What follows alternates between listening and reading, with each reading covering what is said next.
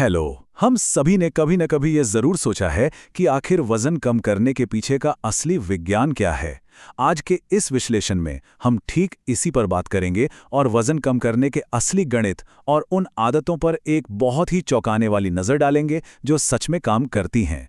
चलिए सीधे पॉइंट पर आते हैं। अक्सर ये माना जाता है कि वजन कम करना 50-50 का खेल है, आधा डाइट और आधा वर्कआउट। लेकिन सच तो ये है कि डाइट और एक्सरसाइज मिलकर सिर्फ 25% हिस्सा बनाते हैं, और अच्छी नींद वो भी 25% है।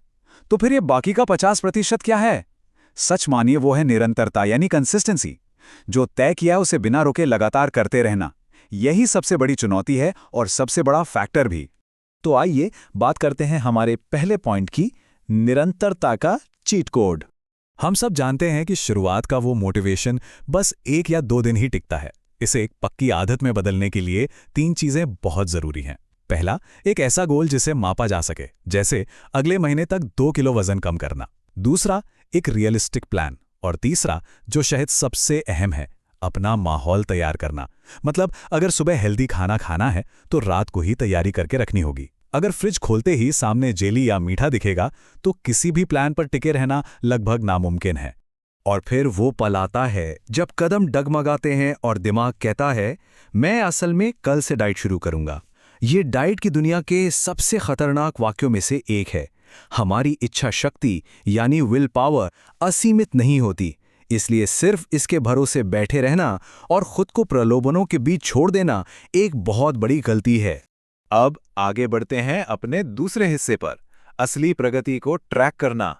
देखिए, रोजाना वजन तौलने वाली मशीन पर चढ़ना हमें बहुत बड़ा धोखा दे सकता है। ऐसा इसलिए क्योंकि शरीर में पानी का वजन लगातार ऊपर नीचे होता रहता है। इसलिए हर दिन के बजाय पूरे हफ्ते के औसत वजन पर ध्यान देना चाहिए। शुरुआती कुछ हफ्तों या महीनों में भी शायद कोई बड़ा बदलाव ना दिखे, क्योंकि शरीर पहले अंदरूनी फैट कम करता है जो बाहर से नजर नहीं आता। लेकिन जब असली फैट कम होना शुरू होता है ना, तब बदलाव बहुत तेजी से और बिल्कुल साफ दिखने लगते हैं। चलिए अब समझते हैं तीसरा और सबसे दिलचस्प पहलू, फैट लॉस का असली गणित। 300 का ये जो आंकड़ा है, ये बहुत मायने रखता है। अगर रोज की जरूरत से सिर्फ 300 कैलोरी कम ली जाए तो शरीर अपनी ऊर्जा की जरूरत पूरी करने के लिए जमा हुए फैट को इस्तेमाल करने पर मजबूर हो जाता है। लेकिन यहां एक बात का खास ध्यान रखना है। जल्दी वजन घटाने के चक्कर में अगर कैलोरी को बहुत ज्यादा कम कर दिया जाए, जैसे कि सीधे 1200 कैलोरी पर आ जाना, तो किसी भी आम इंसान के लिए इसे लंबे समय तक फॉलो करना पूरी तरह से असंभव हो जाता है। और ये चार्ट इस बात को बहुत ही बेहतरीन तरीके से समझाता है। बुनियादी तौर पर बस शरीर के लिए जरूरी न्यूनतम प्रोटीन और फैट्स को पूरा करना होता है। इसके बाद जो बची हुई कैलोरी की कमी है उसे आप किसी भी चीज से पूरा कर सकते हैं। इसकी पूरी छूट होती है। लेकिन यहाँ एक बहुत बड़ी वार्निंग है। जो हेल्दी फैट्स होते हैं ना, वो बहुत ही ज्यादा डेंस होते हैं। 1 ग्राम फैट में सीधे 9 कैलोरी।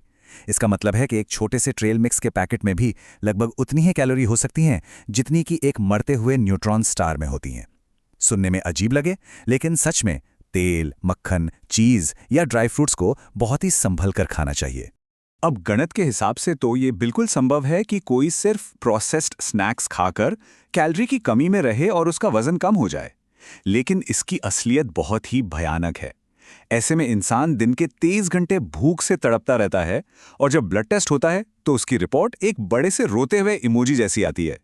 शरीर अंदर से पूरी तरह खोखला होने लगता है। अब आते हैं चौथे पॉइंट पर, बिना ट्रैक किए वजन घटाने का शानदार तरीका। इस स्लाइड में जो सबसे दिलचस्प बात है वो है खाने की मात्रा का एक बहुत बड़ा अंतर। एक तरफ है 200 कैलोरी के सिर्फ कुछ ओरियो बिस्किट, और दूसरी तरफ 200 कैलोरी की ढेर सारी स्ट्रॉबेरी। यह साफ कर देता है कि कम प्रसंस्कृत चीजें यानी होल फूड्स खाने से पेट भी भरा रहता है और कैलोरी की कमी भी बहुत आसानी से बनी रहती है। तो चलिए यहां से लाइफस्टाइल से जुड़े कुछ बेहतरीन चीट कोड्स को फटाफट देखते हैं।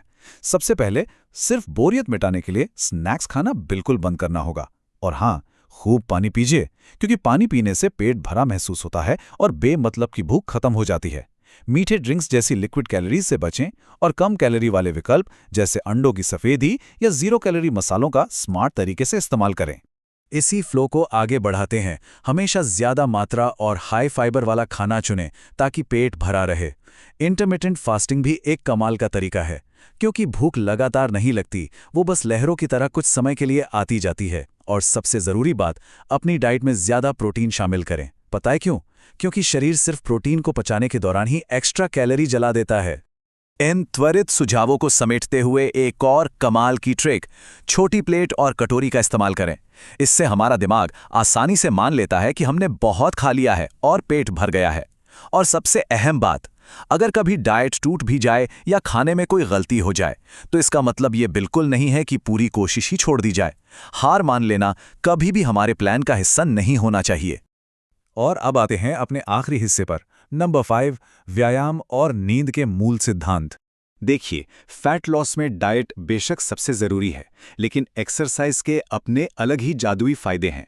वजन उठाने से मेटाबॉलिज्म तेज होता है, और रोजाना 10,000 कदम चलना, ये तो अतिरिक्त कैलोरी जलाने के लिए एकदम चीट कोड की तरह काम करता है।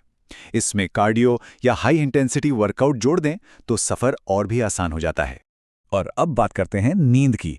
अच्छी और गहरी नींद से कोई समझौता नहीं किया जा सकता, बिल्कुल भी नहीं।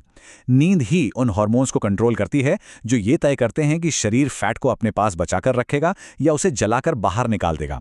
सही नींद के बिना हमारी सारी मेहनत पर पानी फिर सकता है। तो इस चर्चा के अंत में एक बहुत ही गहरा सवाल उठता है, कब कोई स्वस्थ विकल्प एक मुश्किल डाइट से हटकर हमारी स्वाभाविक पहचान बन जाता है? जब हम निरंतरता के साथ किसी चीज को लंबे समय तक करते हैं, तो एक वक्त ऐसा आता है जब हेल्दी रहना और व्यायाम करना कोई संघर्ष नहीं रहता, वो बस हमारा एक स्वचालित हिस्सा बन जाता है। और सच कहें तो यही हमारा सबसे बड़ा और आखिरी लक्ष्य होना चाहिए। आज के इस विश्लेषण का हिस्सा बनने के लिए आपका बहुत बहुत धन्यवाद।